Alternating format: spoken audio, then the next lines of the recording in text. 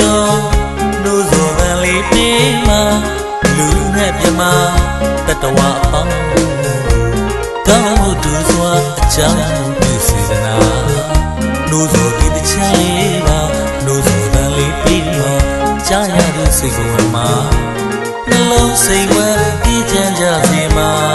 သာသနာပန်းလို့ပွင့်လင်းလို့ဝေဖြာစစူးလေးရတောင်ကျမှာတိရဝရဗုဒ္ဓဘာသာ